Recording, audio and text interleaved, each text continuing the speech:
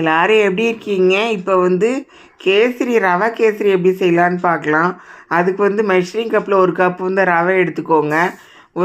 ஒரு வானலை எடுத்துகிட்டு அதில் அந்த ரவையை போட்டு நல்லா வறுவன்னு நெய் கொஞ்சம் போட்டு வறுத்து எடுத்துருங்க. வறுத்து எடுத்து தனியாக வச்சுக்கோங்க. அதுக்கப்புறம் எந்த கப்பில் நீங்கள் ரவை எடுத்தீங்களோ அதே கப்பில் ஒரு பாதி அளவு சீனி எடுத்துக்கோங்க. வெள்ளை சீனி எடுத்து ஒரு தட்டில் தனியாக எடுத்து வச்சுக்கோங்க.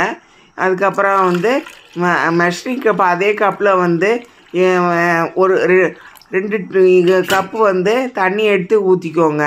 ஒரு கப்பு ரவைக்கு 2 கப்பு தண்ணி எடுத்து ஊற்றிடணும். தண்ணியை ஊற்றிட்டு நல்லா கொதிக்க வைங்க.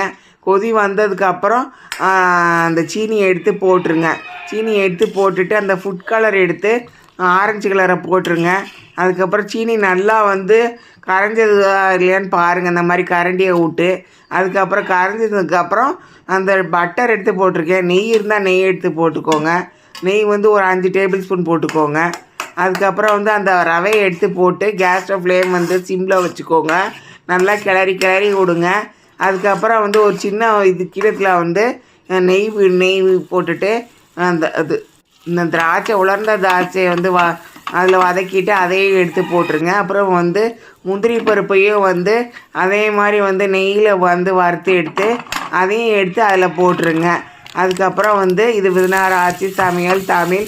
இது சப்ஸ்கிரைப் பண்ணுங்க, லைக்ஸ் கொடுங்க, ஷேர் கொடுங்க, அந்த பெல் பட்டனை அமுக்கிடுங்க. இந்த முந்திரி பருப்பையும் நல்லா அந்த மாதிரி வறுத்துட்டு அதையும் எடுத்து அதில் போட்டுருங்க. கிறிஸ்மஸ் பழம் எல்லாம் போட்டாச்சு. அதுக்கப்புறம் அந்த மாதிரி போட்டுட்டு அதை நல்லா கிளறி விட்டுட்டு அதுக்கப்புறம் ஒரு 2-3 நிமிஷம் கழித்து அதை எடுத்து தனியாக ஒரு தட்டில் வச்சு குழந்தைங்களுக்கு கொடுங்க. குழந்தைங்க நல்லா விரும்பி சாப்பிடுவாங்க. இந்த மாதிரி சமைச்சு உங்கள் குழந்தைங்களுக்கு கொடுங்க. நன்றி.